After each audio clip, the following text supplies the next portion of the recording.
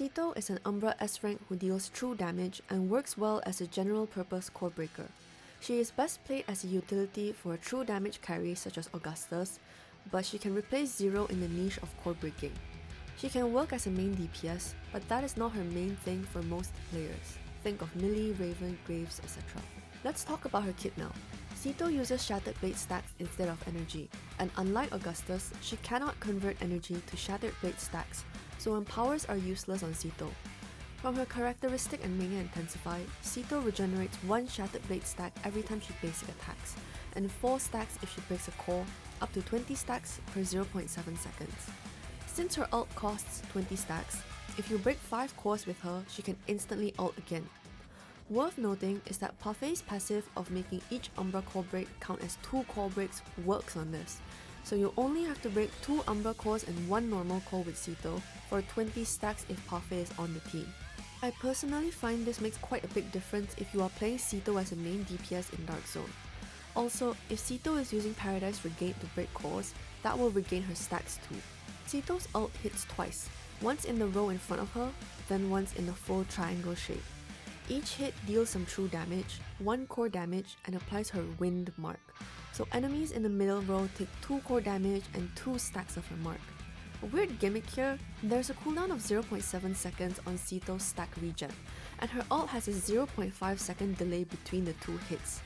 However, this cooldown window is calculated continuously, so it starts at 0 seconds on the game's timer, to 0.7, 0.71 to 1.4, 1.4 and 1.1, and it's not based on when Sito started her ult or last gained a Shattered Blade stack.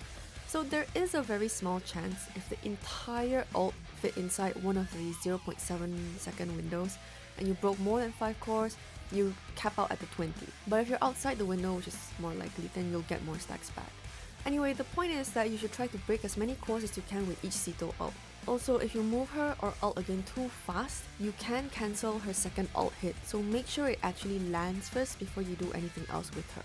Her ECB makes 1 cast of her ult free every 40, 30, 20 seconds, depending on ECB level. If her ECB is ready, you will see a little red dagger under her HP bar like this. The blue daggers means that she can use her ult by consuming Shattered Blade stacks. ECB 1 is enough to reliably let her break 6 cores in TOA running Heartache with S0, so this makes her a really nice zero alternative. Sito's mark stacks determine how much amp her P1 and P2 apply, so you want to ensure she uses her ult and both ults hit on the enemy before your true damage carry launches out all their damage. With her buffs being multiplicative, her S0 buffs for true damage allies is actually 39.2% and at S3 is 61.2%, which is more levels of good amp. Of course, for S3, make sure you actually hit her ult 3 times for full amp, as it needs 3 stacks, not just 2 stacks. Time for some numbers and tests. If we use Rahu to trigger Kokalik's ECB, we can see it's 740 per proc, then 1008 with Sito ulting for 2 stacks. Since this is a level 9 skilled Sito, that is 14.8% from Mark and 18.6% from P2.